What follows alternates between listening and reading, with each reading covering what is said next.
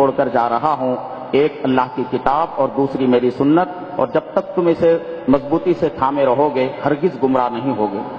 وأعداء الإسلام لم يتوقفوا عن محاولة الطعن في الإسلام وفي السنة منذ القرون الأولى وحتى اليوم۔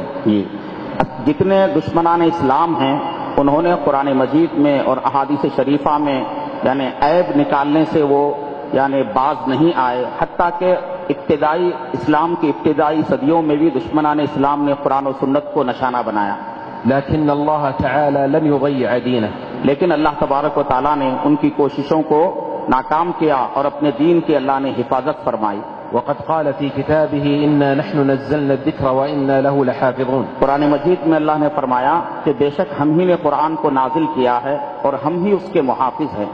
ومن هذا الحفظ أن الله عز وجل يسخر العلماء الكبار لبيان الحق ولدفع شبهات المبطلين۔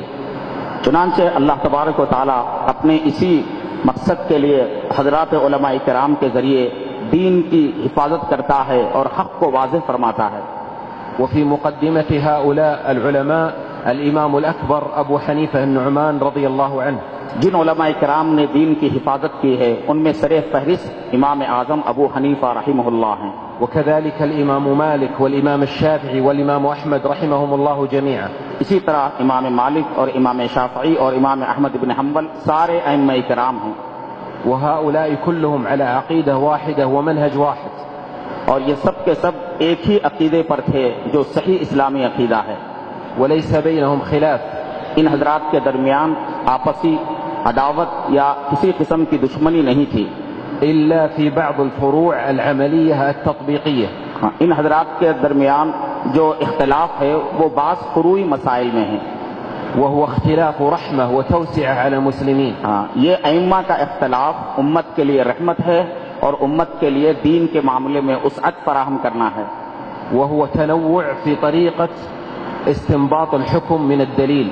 یہ اختلاف اس لیے ہے کہ کسی بھی شرعی دلیل سے استنباط کرنے کے طریقے میں تنوع پایا جاتا ہے جس کی وجہ سے فروعی مسائل میں اختلاف ہو جاتا ہے۔ والإمام أحمد بن حنبل هو تلميذ الإمام الشافعي، امام احمد بن حنبل امام شافعی کے شاگرد ہیں، والإمام الشافعي هو تلميذ الإمام مالك، اور امام شافعی امام مالک کے شاگرد ہیں۔ والإمام مالك كان في المدينة وأبو حنيفة كان في الكوفة، فلم يتيسر بينهم اللقاء۔ امام مالک رحمہ اللہ مدینہ منورہ میں رہتے تھے اور اسی زمانے میں امام ابو حنیفہ کوفے میں رہا کرتے تھے، اتفاق سے دونوں کی ملاقات نہیں ہو سکی۔ لكن ابن الإمام أبو حنيفة لما جاء إلى المدينة المنورة أكرمه الإمام مالك وجعل له استقبالا خاصا۔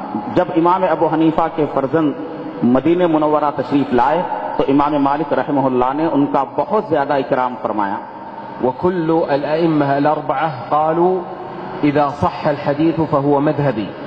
تمام ائمہ نے یہی کہا کہ اگر کوئی بات کسی صحیح حدیث سے ثابت ہے تو یہی میرا مسلک ہے۔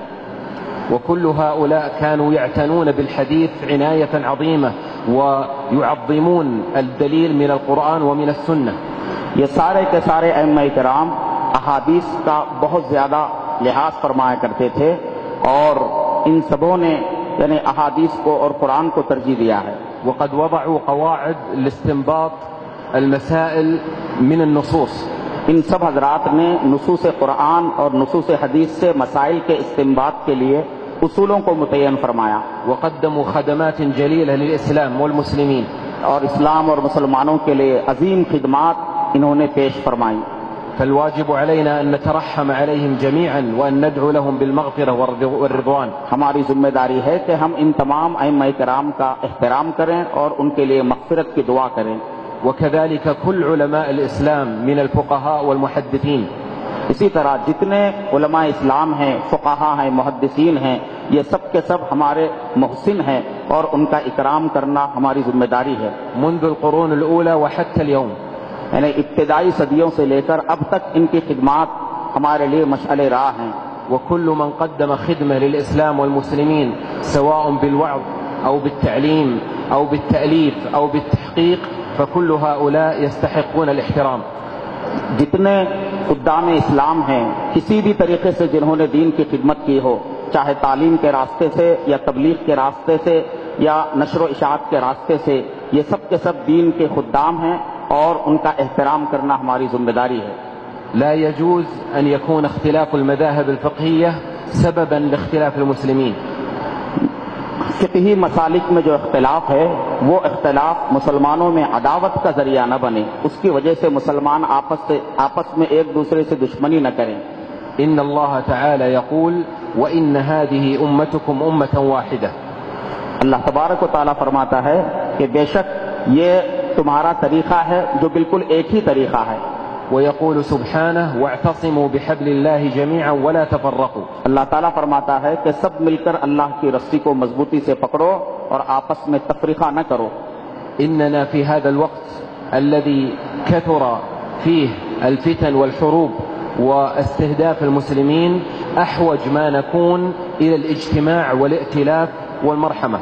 اس وقت جبکہ فتنوں کا دورہ ہے اور خانہ جنگی کی صورتحال ہے اور امت مسلمہ بہت زیادہ خانوں میں بٹ رہی ہے، ہمیں سب سے زیادہ جس بات کی ضرورت ہے وہ یہ کہ ہم اپنی صفوں میں اتحاد پیدا کریں اور اپنے شیرازے کو بکھرنے نہ دیں۔ والبعد كل